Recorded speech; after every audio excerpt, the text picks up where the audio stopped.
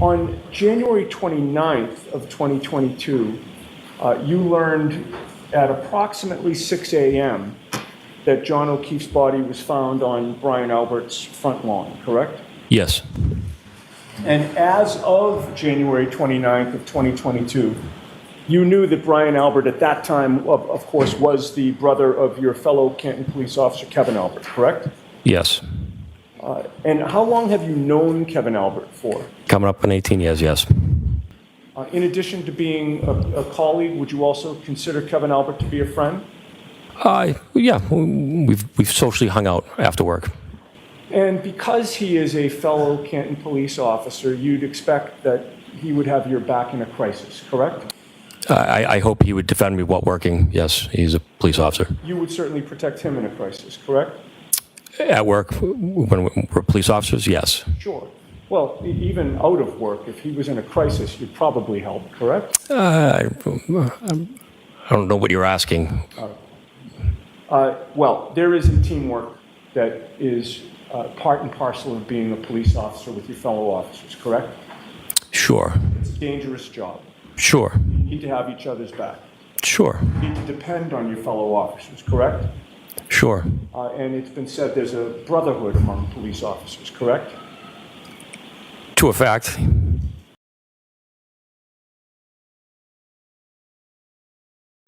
Sergeant Goode, what was your understanding on February 1st of 2022 regarding the Canton Police Department's role in this homicide investigation?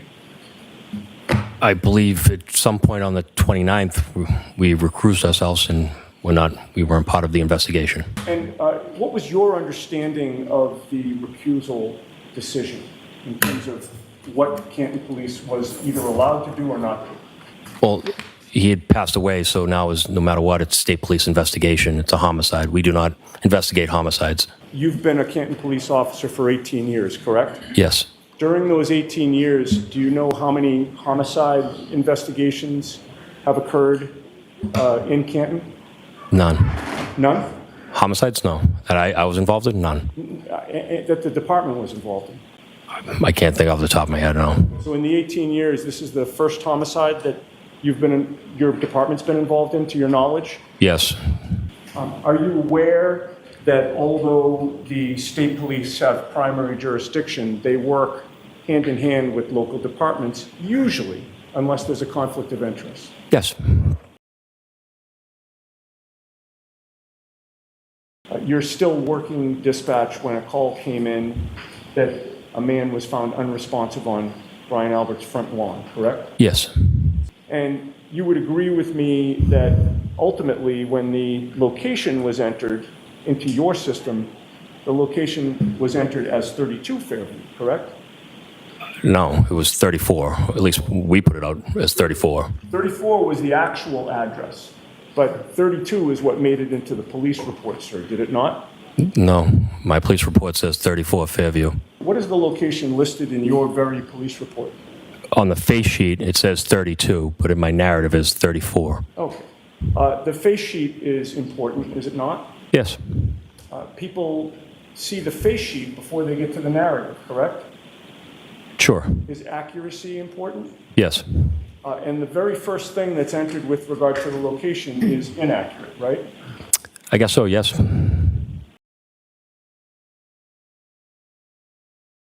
Decided it would be a good thing for you to go to the call personally, correct? Yes. When you responded to 34 Fairview on January 29th, did you know that residence? Yes. And what did you know that residence to be? I knew that to be Brian Albert's house. So is it your testimony that the first time the police went in the house, you were there with Sergeant Lang? Yes. All right. And you had testified that you looked around the immediate area where you were while Sergeant Lank was asking questions. You don't remember that as you step into the house, you can go down a cellar door right away. You did not go down to the cellar, correct? Correct. You never examined it? No. You never saw what condition it was in? No. Saw whether there was any signs of struggle down there? No. Never saw if anything was tipped over? No. You never saw whether there was any blood or other trace evidence down there? Objection, Your Honor. You knew that Brian Albert, as a Boston police officer, is a first responder, correct? Yes. All police officers are first responders, correct? Yes. You know from your training that all police officers have to receive CPR and other necessary training to be first responders, correct? Yes. At any point in time, did you ask Brian Albert why you didn't come out of his house? No. You were on scene not only to assist with, first aid and secure the scene, but as a first responder, your job is to assess the situation and also make an initial determination about gathering evidence. Would you agree with that? Yes. So you'd be on the lookout for any physical evidence, correct? Yes. And you'd certainly be on high alert for any individual who made any statement about what may have occurred, correct? Correct. That's important not only for treatment purposes of somebody who apparently is hurt, but also for investigative purposes, correct? Correct. Did you ever once hear Karen Reed say, "I hit him, I hit him, I hit him, I hit him"? I did not.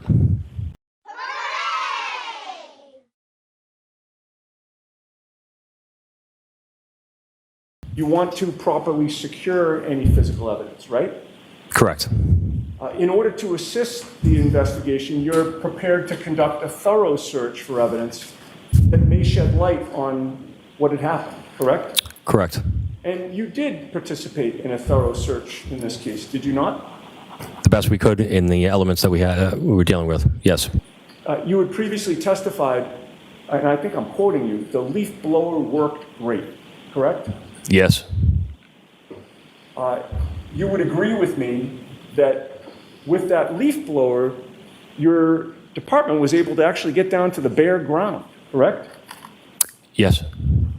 And you were directed to the precise area where John O'Keefe had been laying, correct? Yes. And so you knew the area that needed to be searched, correct? Yes. You certainly want to properly search around that area, correct? Correct. And after John O'Keefe was in the ambulance and then transported to the hospital, that was the very area that you were eyeballing, correct? Yes. And you visually searched that area as best you could in the conditions, correct? Yes. And you tried to be as careful as you could be. Yes. You did not want to miss anything. Correct. You took the job very seriously. Yes. In addition to scouring the area with your eyes, did you use your hands to search in the snow? I don't remember it that way. I was recording the scene. Did you see other officers using their hands to search the scene? I don't recall it that. You do recall officers using their feet to clear some areas? Yes. And you were the one that actually got your leaf blower, correct? I did. First time you ever used that in an investigation, fair to say? Yes. You did not find 45 pieces of red and black and clear taillight pieces at 34th Fairview, correct? No.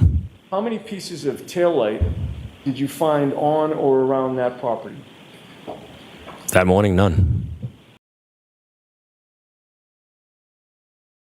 You would agree that it's important to preserve and secure a crime scene? Yes. Why is that? You don't want the crime scene to be contaminated. And you also do not want, and you'd like to prevent a crime scene from also being manipulated. Would you agree with that? Yes. And what steps were taken, either by you or in your presence, to close off and secure the crime scene at 34th Fairview?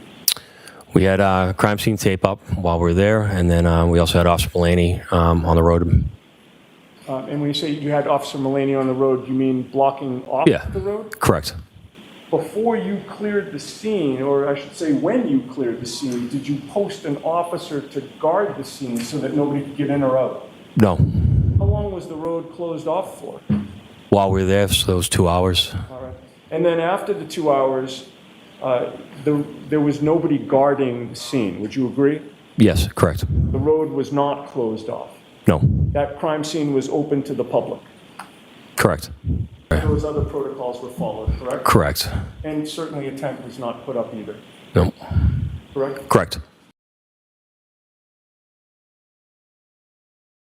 Are you aware of something called a crime scene log? No. You recall being trained in the academy that when there is a crime scene that needs to be preserved, it is advisable to set up a log so that all personnel are required to sign in and sign out. Again, to prevent contamination and to prevent manipulation. Do you not recall that training? I don't recall that, no.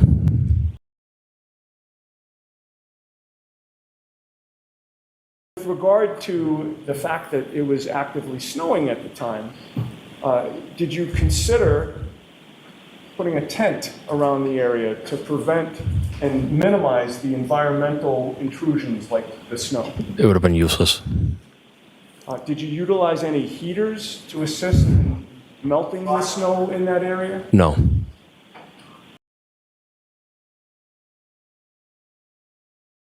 With regard to all of the persons involved listed in your police report, everybody's first name and last name was completely spelled out except for one. Would you agree with that? I don't. I believe those names were entered by Detective Sergeant Lang. Okay, but certainly the report has your name on it, correct? Correct. So you would review the report before Sure. submitting it in your name, correct? Correct. Everybody's name, first and last, is spelled out except for one, correct? Correct. Whose name was not spelled out completely? I don't know. Having reviewed that report, does that refresh your memory as to whose name was not completely spelled out? Correct. Who was that? Brian Albert. Did you omit Brian Albert's first name to mask the fact that he was involved? No. No. Anywhere in your report do you mention that Colin Albert was present at 34 Fairview the night of January 28th going into January 29th? No.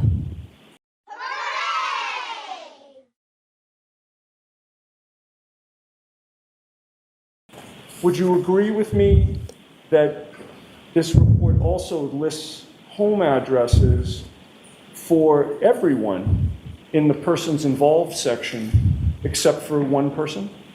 Brian Higgins. Okay. So with regard to Brian Higgins, his home address was not listed on there, correct? Correct. And what address was listed for Brian Higgins? 1492 Washington Street. And what is significant about that address? It's the town of Canton. It's the Town of Canton Police Department, correct? Correct. Now, Brian Higgins was not an involved person because he was an investigator on the case, correct? Correct. He was not involved in this case in an official capacity, correct? Correct. You were, right? Yes. So listing the Canton Police Department as Sergeant Sean Goode's address would be appropriate. Would you agree? Yes. Why was Brian Higgins' address listed at as the Canton Police Department? I don't know. But that is something that you kept in your report, correct? Correct. I also want to ask you something else about your police report. And I want to focus on whether it was altered after it was first submitted, okay? I'm showing you first P for identification. There is a photo on the right side of that report, is there not? There is. Do you know what that photo is of? It looks like the scene probably a couple days later when the snow had melted. Okay. Does it look like a berm that was actually Exposed? uncovered by the officers on scene the very first day? Yes. P, yes. It looks like the berm. Correct.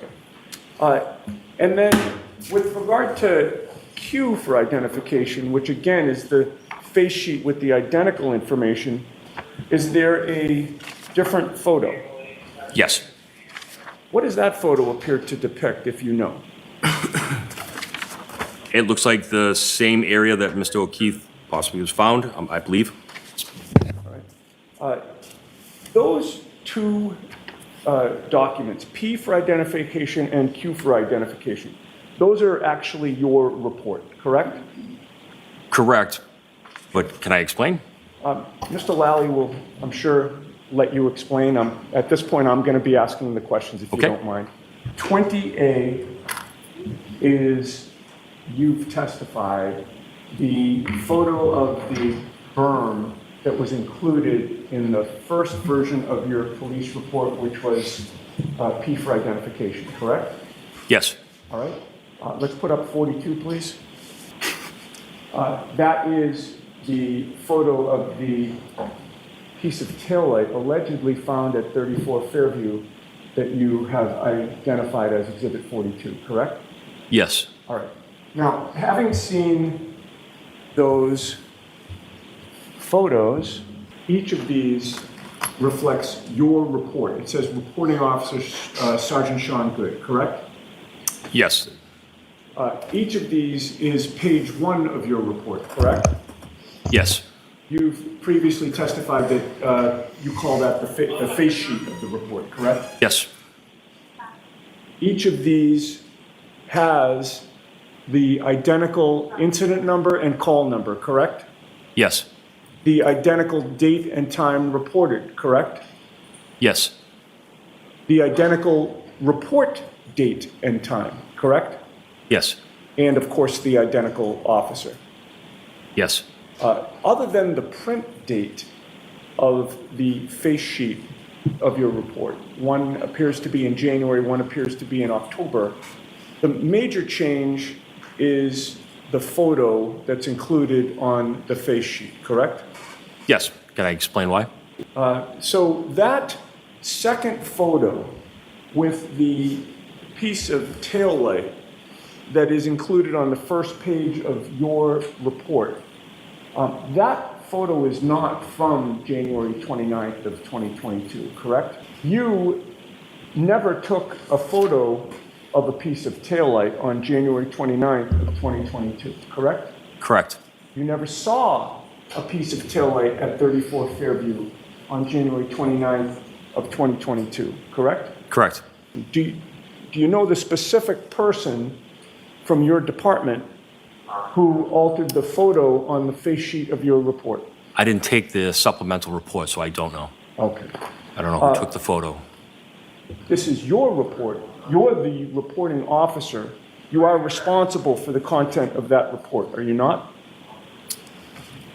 For my report, yes, not other officers' supplementals to an investigation. All right, but this is your report. This is the face sheet for the reporting officer, Sergeant Sean Goode, is it not? Yes, on the face sheet. All right. Now, would you agree with me that someone reading this report and seeing that the date and time of the report is listed as January 29th of 2022 at 8:24 a.m., that's when you wrote it, correct? That's when I logged in, yes. Somebody reading that and seeing a photo of a piece of taillight might believe that that photo is from the same date that you're writing the report, correct? Is there anything on what is now marked Exhibit 44 on that face sheet that indicates the date and time that that photo on Exhibit 44 was taken? No. Is there anything on Exhibit 44, that face sheet of your report, that indicates that it applies to some supplemental report that was later filed? No. Nothing further.